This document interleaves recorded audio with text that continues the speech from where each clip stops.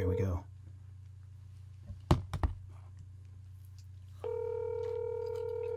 Hello.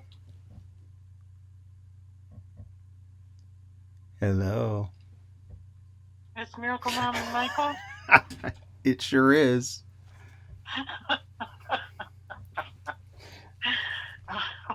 The show is on. It's been on for a couple minutes while I tried to figure out how to find your number in my phone. Oh, you hid my number? No, I just haven't called you in a while. I know. I feel like a bad son. No, you're not a bad son. You need to take a break from mama drama. Well, that's actually not the case. I've been so busy. Yeah. You know, being a one-man show. Right. I literally just created a GoFundMe campaign. Oh, did you? Okay. And I also signed up for like an email. There's these email formulas that you purchase. Basically, they help you send out emails, mass email. It's like an algorithm or whatever. You know, they figure out how to just get your email out to people that want to hear about it. Yeah. And you're constantly on a learning curve.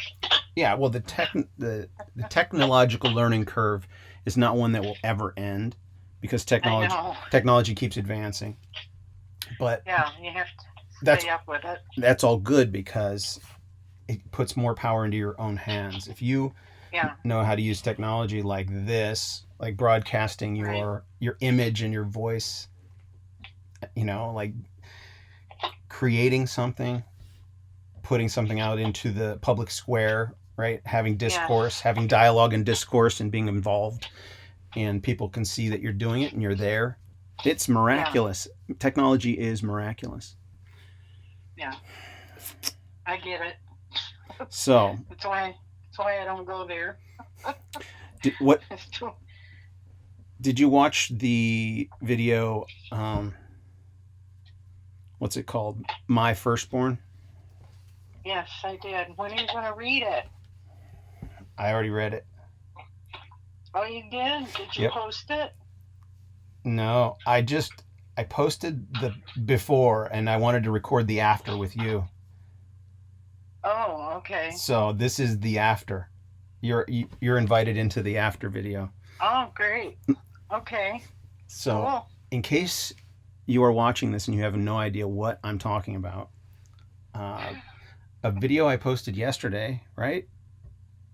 I think it was yesterday, I was about to read something that my daughter wrote, and that mere fact that she would ever want me to read anything that she'd ever written, that's like a milestone. I asked her if I could help her with her homework and read her stuff, and she's like, nope. But she's so much like me in that she puts all this pressure on herself. I never liked writing papers. I hated it. Got down to the last minute, whether it's a test or writing something or doing a project for school. And this was a must do. She had to do it. She couldn't avoid it. There was no way she was going to graduate from high school if she didn't. And it got down to literally the hours before the deadline, the cutoff deadline. And she was writing it. She was cranking it out. I remember that night. You have to isolate yourself. It's like what I'm doing right here in this little studio. Isolating myself and creating something, like inventing or writing or creating, whether it's composing a song, because that's one thing she does. She spends time critiquing fashion or, you know, putting outfits together, or she has so many interests.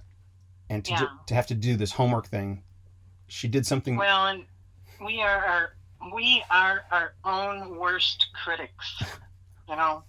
Oh, I get that from you? So, I get that from you? Oh.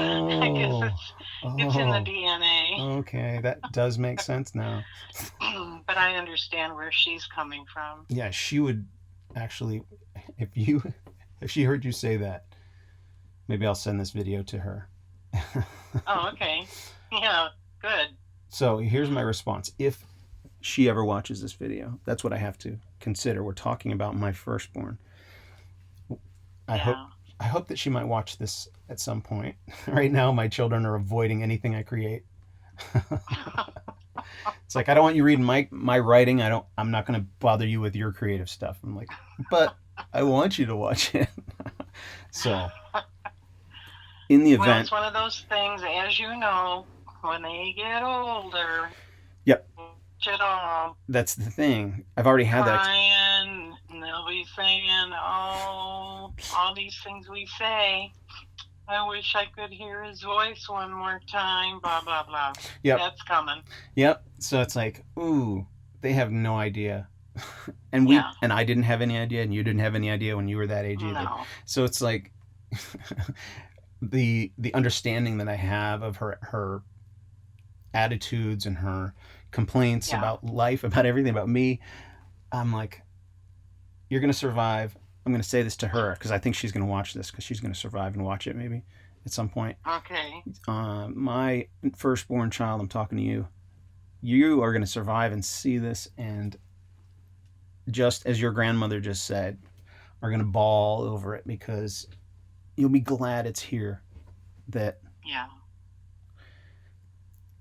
So here's the experience that I've already had with these kids and this family thing that I'm experiencing is I have that instinct to record them, like take pictures or videotape. And so I have all these files. And as kids, Right. they go nosing through daddy's computer and they start finding these video files of themselves.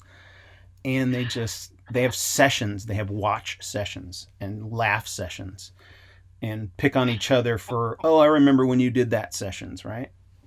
Yeah. And the cuteness and how they looked and all the commentary that they have, and they're grateful that I have recorded it.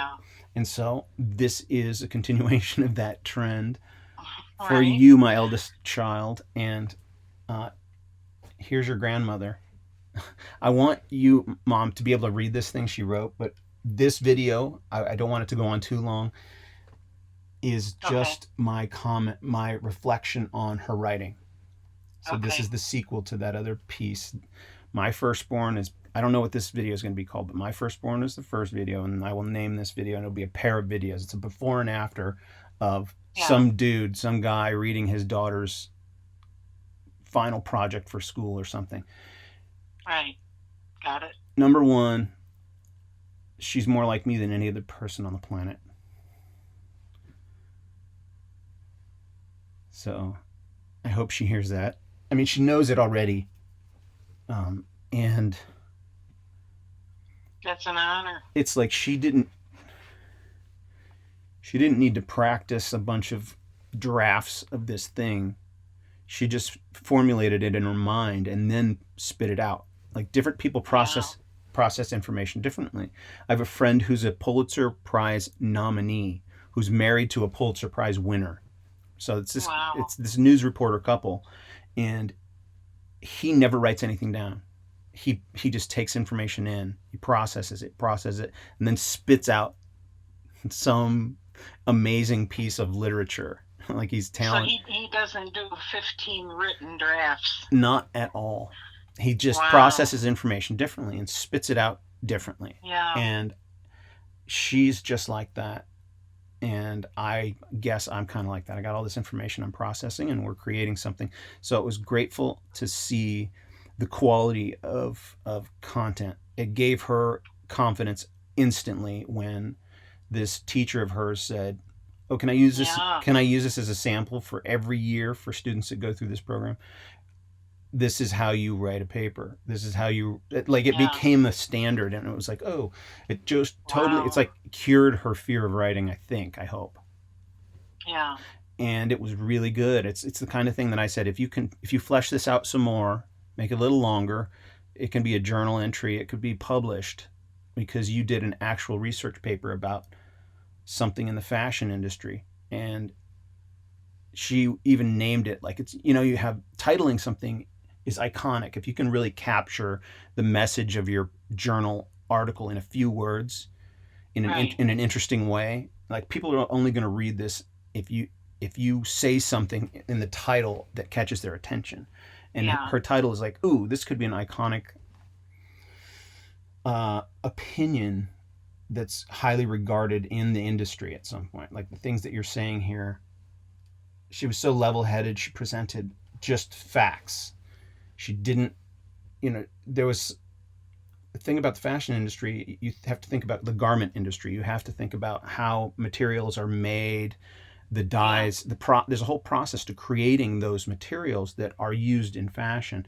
And there's plenty of people who have been guilty of a lot of things, right? Like some people made a lot of money when they owned plantations with cheap labor or free labor. Not, it's like, and then that was determined to be an evil process, but you made something good in that evil process.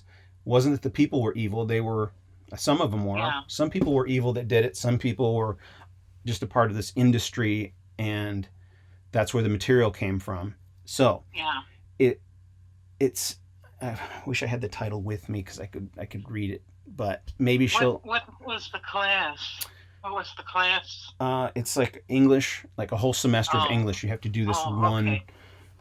Basically, make a statement about yourself, like. Okay. What are you interested in? Do an academic research of what you're interested in. And she did it. She cranked out a really good paper. And that if you can write, all right, I'm going to end this video really quickly here, but if you can write, that transcends whether you're good looking, it transcends whether you are talented as a musician or writing is putting meaningful content into words that other people can understand. It's like, whoa. So you can really express who you are or how you see the world by how you write. Yeah. And what we're doing right now is kind of a form of writing. These words can be transcribed and people can read them and say, oh, he was being logical. And there's other formats that this information used to be distributed in and could still be distributed in. Right now, it's a digital format. We turn on this camera and literally, if I had hit start streaming instead of start recording, the present moment we are in right now could be watched by anyone and everyone. Mm-hmm. And I would say, because of the nature of technology and the nature of the planet, or like the global situation we're in right now, I'm almost certain somebody that I don't know is listening right now. Do you know what I'm saying? Oh yeah, for sure. Like people are so ignorant that spy technology doesn't get used. People have this bias. Okay, this is going to be my next topic. I'm going to wrap this up. Okay. So let me just finish this. To my firstborn, you really inspire me and always have. And I hope that someday you will take inspiration from something that I have done. Maybe you'll watch this video or something else I've done and be happy with it. Anyway, bye everybody. Goodbye.